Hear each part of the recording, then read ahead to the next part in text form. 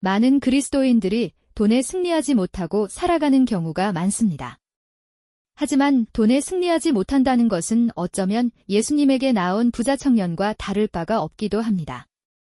사탄은 인간들의 가장 큰 약점을 알고 있습니다. 그것은 바로 돈입니다. 인간은 돈에 한없이 약합니다. 하나님과 겨루어 볼 존재는 돈 말고 대등하게 겨루는 것이 없습니다. 돈은 모든 것이 가능하며 모든 안정과 욕구를 모두 충족시켜주는 하나님과도 같은 존재입니다. 그래서 많은 사람들이 돈에 목숨을 걸고 돈을 잘 벌기 위해 열심히 공부를 하고 대학교를 가고 취업을 합니다. 안정적으로 돈을 벌고 싶어 하기 때문입니다. 하지만 곰곰이 생각해 보십시오. 하나님은 우리가 돈의 노예가 되기를 원하지 않으십니다. 사탄은 우리가 돈의 노예가 되기를 원합니다.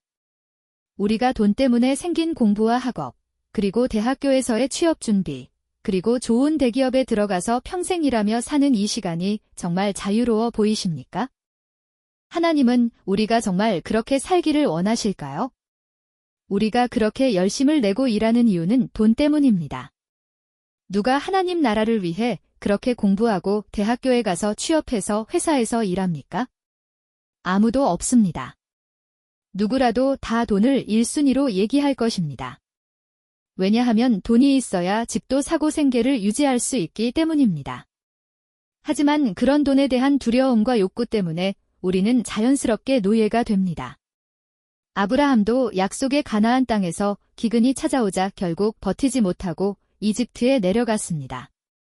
이삭도 가나안 땅에서 기근이 찾아오자 이집트에 내려가려고 했습니다.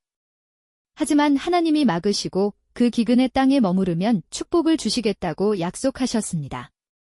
이삭은 순종하여 그 기근의 땅에 머물렀고 100배의 수확을 거두며 거부가 되었습니다.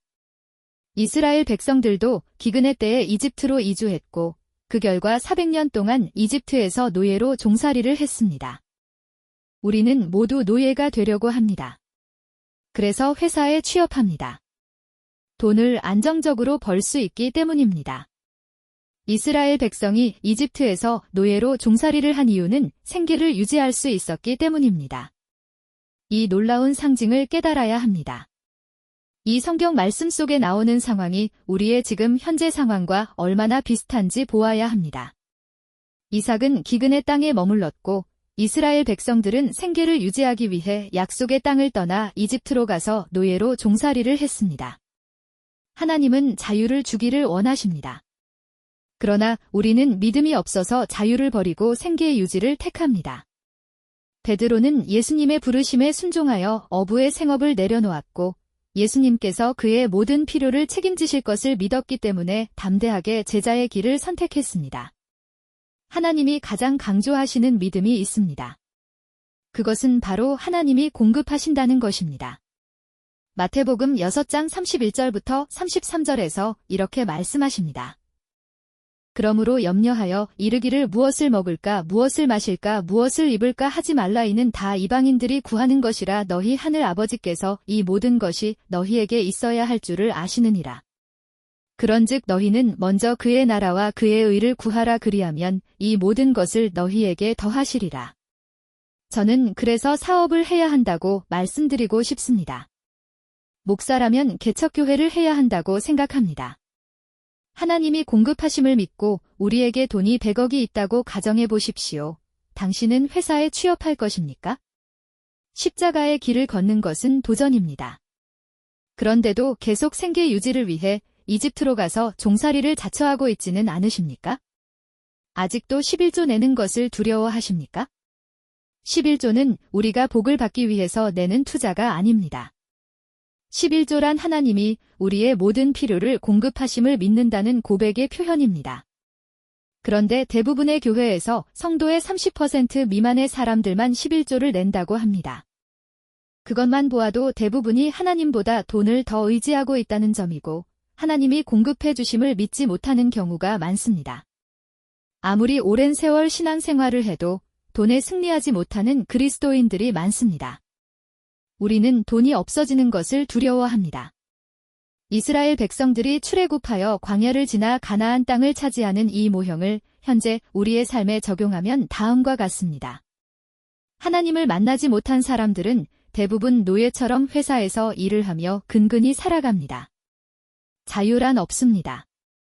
왜냐하면 생계를 유지해야 하기 때문이고 살기 위해서 자유를 포기하고 매일 정해진 시간에 출근하여 상사 눈치를 보고 열심히 종살이를 합니다. 그런데 하나님을 만나고 믿음을 얻은 남자가 있습니다. 그는 하나님이 모든 재정적인 공급을 하심을 믿게 됩니다. 이때 하나님이 그를 부르시며 회사에서 퇴사를 하라고 명령하십니다. 그것에 순종하면 축복을 주시겠다고 너의 모든 생계를 공급해 주시겠다고 약속하십니다. 그는 하나님의 약속의 말씀을 믿고 순종하여 퇴사를 합니다. 그 순간 광야가 시작됩니다. 모아두었던 돈이 다 떨어지고 생계 유지가 어려울 정도가 됩니다. 다시 회사에 취업할까? 아르바이트라도 할까? 계속 고민하며 두려워하며 그는 시험에 빠집니다. 이것은 마치 이스라엘 백성들이 가나안 땅에 들어가기 전에 광야에서 40년간 시험을 받았던 것과 비슷합니다. 이것은 마치 이삭이 하나님 말씀에 순종하여 이집트에 내려가지 않고 기근의 땅인 그랄 땅에 머무르는 것과 비슷합니다. 이삭은 그 기근 속에서 얼마나 두렵고 고통스러웠을까요? 이스라엘 백성들은 광야에서 하늘에서 떨어지는 만나를 주워 먹으며 하나님의 놀라운 공급하심을 경험했고 회사를 퇴사한 그 남자도 휴대폰 요금을 내야 하는 상황에서 하나님의 공급하심을 경험하고 쌀이 떨어질 때쯤 누군가 쌀을 보내주기도 합니다. 가장 최소한의 먹을 것과 필요한 돈들이 자연스럽게 공급됨을 경험합니다. 그렇습니다. 하나님이 필요한 것을 공급해 주시는 것입니다. 그렇게 그는 믿음이 점차 자라갑니다. 그는 하나님의 인도하심에 따라 사업을 시작했고 몇 년간 수익이 보장되지도 않고 수익 창출이 되지 못하였지만 하나님의 인도하심대로 하나님의 나라를 번영케 하기 위한 좋은 제품과 서비스를 개발하고 창조적으로 일하기 시작했습니다. 그 결과 그는 점차 수익이 생기고 경제적인 자유를 얻어 거부가 되었습니다. 하지만 대부분이 하나님을 믿지 못하고 이러한 도전을 하지 못합니다. 그만큼의 믿음이 없습니다. 하나님이 공급하심을 믿는다면 우리가 도전하지 못할 것이 무엇이 있겠습니까? 그 몇 년을 버티지 못하고 두려워서 뛰어들지 못하는 경우가 대부분입니다. 그래서 그는 회사에서 창조적으로 일하지 못하고 시키는 일만 열심히 하던 노예 생활에서 벗어나 창조적이고 하나님의 뜻에 합당한 제품과 서비스를 개발하며 판매하여 세상에 더 이로운 제품을 계속 창출하여 재정적인 축복을 누리게 되었습니다.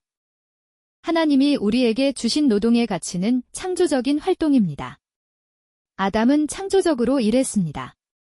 원래 일이란 창조적인 활동이고 결코 고통스러운 것이 아닙니다. 하지만 사탄은 우리에게 돈을 의지하고 두려워하게 만들어 돈의 노예로 만들었습니다. 그로 인해 우리의 일은 억지로 참고 해야 하는 고통이 되었고 우리는 노예가 된 것입니다. 그러니 여러분, 더 이상 돈의 노예가 되지 마십시오. 돈에 승리하십시오. 돈 때문에 일하지 마십시오. 회사에서 노예처럼 일하지 마십시오. 창업을 하시고 사업을 시작하십시오. 하나님이 주신 달란트와 재능을 활용해 자신의 소명을 향해 나아가십시오. 물론 하나님이 주신 소명이 꼭 사업만은 아닐 수 있습니다. 어떤 회사에 들어가서 일하는 것일 수도 있습니다. 하지만 하나님께서 부르신 사명과 소명을 향해 도전하십시오. 돈 걱정 때문에, 돈 때문에 그 소명을 무시하지 마십시오. 우리에게 주신 재능과 달란트를 썩히고 두려워서 십자가의 길을 걷는 것을 포기하지 마십시오. 하나님은 우리가 자유하기를 원하십니다. 돈의 노예가 아닌 돈을 다스리는 사람이 되기를 원하십니다.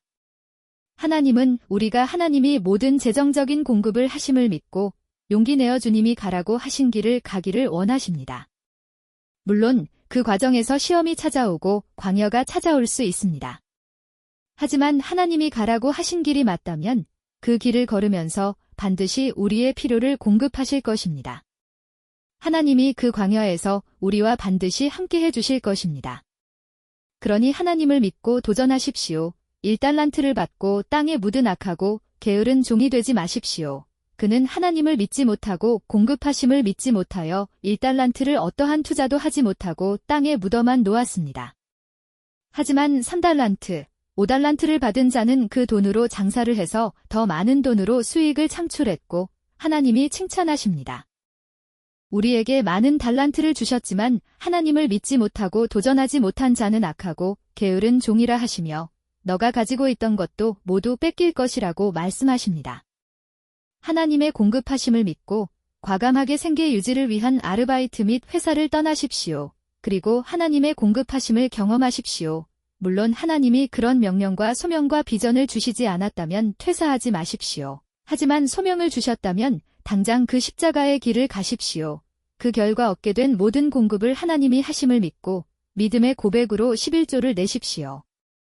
주님을 믿는다고 고백하면서 부르신 소명에 순종하지 않는다면 그것은 주님을 믿는 것이 아닙니다.